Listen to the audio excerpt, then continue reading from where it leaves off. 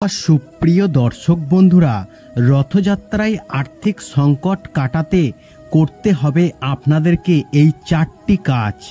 দেখুন, এই 4টি কাজ যদি আপনারা করেন তাহলে আর্থিক সংকট আপনাকে ঘিরে ধরেছে আর তা থেকে আপনি কোনোভাবেই বেরোতে না পারেন, তাহলে অবশ্যই জগন্নাথ মন্দিরে গিয়ে এই বিশেষ দিনে ফল আপনাকে দান করতে হবে এবং এটি করলে আপনি মহাপ্রভুর বিশেষ কৃপা লাভ করবেন। প্রতিটি কাজে আপনি কিন্তু সফলতা পাবেন। দেখুন, আমি আজকের এই ভিডিওতে বিশেষ করে 4টি উপায়ের কথা বলবো, যে উপায়গুলি রথযাত্রার দিন যদি আপনারা করতে পারেন তাহলে আপনার কিন্তু আর্থিক সংকট থেকে মুক্তি মিলবে এবং আরও বাস্তুদোষ আপনার ঘরে থাকলে সেটি কেটে যাবে এবং দীর্ঘদিন ধরে যে আশা নিয়ে আপনারা চাকরির পরীক্ষা দিচ্ছেন সেটাও কিন্তু সফল হবে। দেখুন, জ্যোতিষশাস্ত্রে রথযাত্রার বিশেষ গুরুত্ব রয়েছে। প্রতি বছর আষাঢ় মাসের শুক্লপক্ষের দ্বিতীয় তিথিতে পালিত হয় রথযাত্রা উৎসব। চলতি বছর 7ই জুলাই এই উৎসব পালিত হচ্ছে, অর্থাৎ শুভ সময় শুরু হবে সকাল 4:26 থেকে, যা চলবে 8 জুলাই সকাল 3:59 পর্যন্ত এবং উদয়া তিথি অনুযায়ী 7ই জুলাই এবং মাসে পালিত হবে রথযাত্রা উৎসব, অর্থাৎ রবিবার 7ই জুলাই। রথযাত্রা উৎসবের সময় কোন কোন রাশির জাতক জাতিকাদের আর্থিক দিক খুব ভালো হবে আজকে আপনাদেরকে জানিয়ে দেব। তবে হিন্দু ধর্মে রথযাত্রা এক অতি পবিত্র উৎসব। রথের দিন যে কোনো শুভ কাজ করা যায়, এদিন কোনো দোষ পাওয়া যায় না। হিন্দুরা এই রথযাত্রাকে কেন্দ্র করে উৎসবে মেতে ওঠেন এবং সোজা এবং উল্টো রথ পালন করে।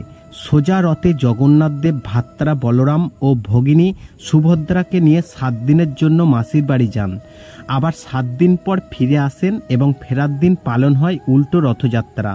তবে প্রতি বছর আষাঢ় মাসের শুক্লপক্ষের দ্বিতীয় তিথিতে পালিত হয় রথযাত্রা উৎসব, অর্থাৎ এই উৎসবের বিশেষ মহাত্মা আছে।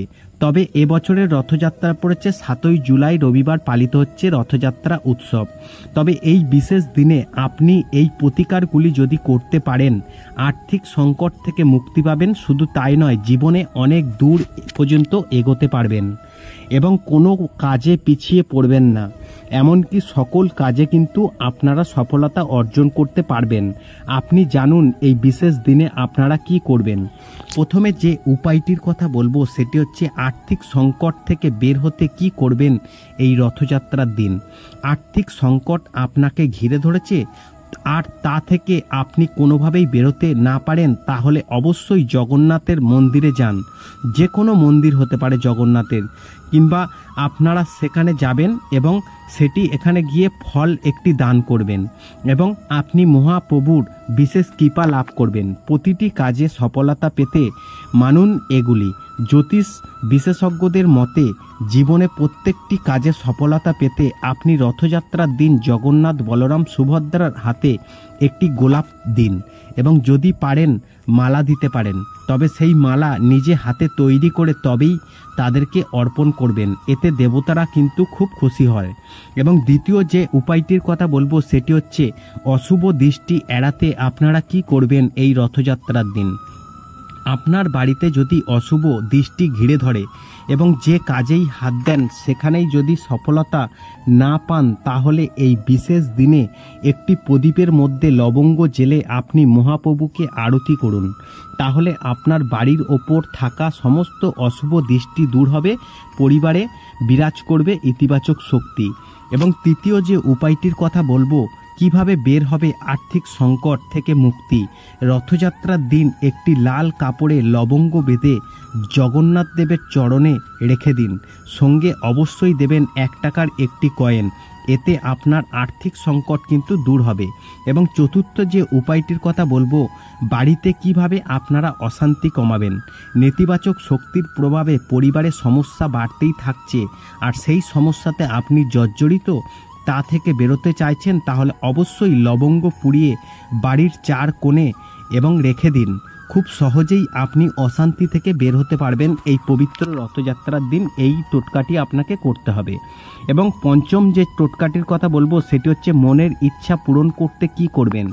এই বিশেষ দিনে সকালে ঘুম থেকে উঠে পরিষ্কার জামা কাপড় পরে লবঙ্গ, একটি গোলাপ ফুল, তুলসী পাতা নিয়ে জগন্নাথ দেবের মন্দিরে গিয়ে তা মহাপ্রভুর পায়ে অর্পণ করুন।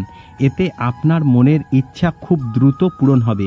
তো বন্ধুরা, আশা করি এই ভিডিওর মাধ্যমে আপনাদেরকে জানাতে পেরেছি যে 5টি উপায়ের কথা, যেটি এই পবিত্র রথযাত্রা 7ই জুলাই রবিবার দিন আপনারা যদি করতে পারেন তাহলে কিন্তু আপনাদের আর্থিক সংকট এবং আপনাদের ঘরের বাস্তুদোষ এবং অশুভ দৃষ্টি এবং বাড়িতে কিভাবে অশান্তি কমাবেন এবং মনের ইচ্ছা পূরণ করতে অবশ্যই কিন্তু করতে হবে রথযাত্রার দিন এই কাজগুলি।